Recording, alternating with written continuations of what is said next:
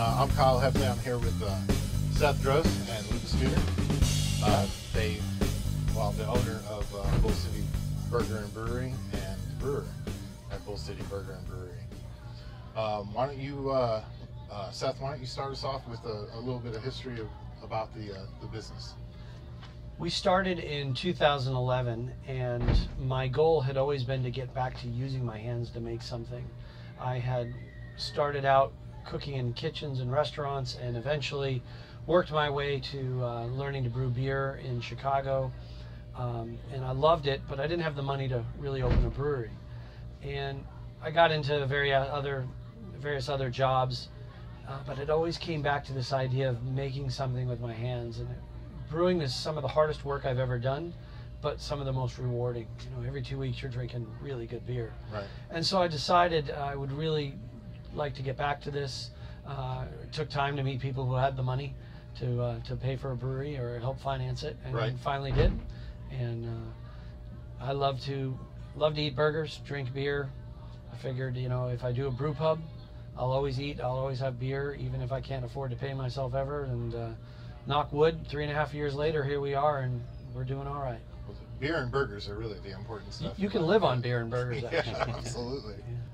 And how did you wind up working here? You were previously a brewer at Triangle, right? Yes, I started out homebrewing when I was younger with my dad, and it was something I did a little bit in college, and then after college I moved up to North Carolina and really got into homebrewing. It got to the point where I either needed to do it, step it up and do it full time, or give it up as a hobby because it was taking up more time than my regular job.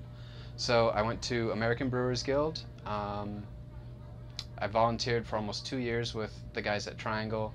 After I was done with American Brewers Guild, I was lucky enough to get signed on with Triangle and worked there for a couple years, and then heard about Seth opening up a brew pub, and brew pub setting's where I always wanted to be. So Right. I approached Seth, and 6 months later, I was here helping move tanks in.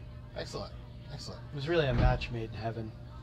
Well, good. I'm glad you guys get along. That's important. Pretty well, absolutely, Yeah. especially after a few beers. Oh, yeah. I get along with almost everybody better after a few beers. Absolutely. And I want to thank Luke's dad, Mr. Studer, for teaching him to homebrew, because he wouldn't be here today if we didn't. Yep. Oh, that's cool. Your dad homebrewed. Yes. That's awesome. Yep. He started in college and got me into it, and I did in college, and I'm the first here we are homebrewer in my family. all right. Yeah. But that's okay. It's like You the can first to pass go it to on. college. It's a big deal. It is. Yeah. First homebrewer. If I have children anytime, I will teach them to homebrew. I There you hope go. so. So you mentioned you brewed previously I did. in Goose Island, correct? Goose Island Brewery in Chicago. Back then, it was just a little brew pub on Clybourne, and I was just lucky enough to be in the right place at the right time. I got to know Greg Hall, who was the brewer, and his dad owned it, and along with Greg, and we used to sit and have lunch together. I didn't really homebrew. I didn't know a lot about beer, and I wanted to learn. Okay. And he's a real hardcore foodie. And Greg, I was cooking at the time, and Greg was always picking my brain and saying, "Teach me this, tell me about that." And I would always say, "Well, talk to me about the different types of stouts and porters." And one day he said to me, "My assistant is leaving. If you want to learn to brew, I'd love to teach you." And he said, "You have the great makings of a brewer. You have a microbiology degree. You have a food degree. Why don't you come on board?" And I realized I was young enough and dumb enough, but smart enough to know that this was a good opportunity. Right. And I was making very little money, working really, really hard, and loving every minute of it. And it was a great time. We did amazing things while I was there. I was really part of some groundbreaking stuff. Awesome. Yeah. So now, are you from Chicago then? No, I'm from a bit north of Durham, Boston, Mass. Okay. Yeah, it is a little bit north. A little bit north, yeah. So why did you pick Durham? Yeah, I grew up From Boston? I mean, Boston was too cold, so I Right. went to school in Florida, which is too hot. Right. So I went back to school in New York, but that was too cold. So I went to Arizona, but that was too hot. So I went to Chicago, but that was too cold. Okay.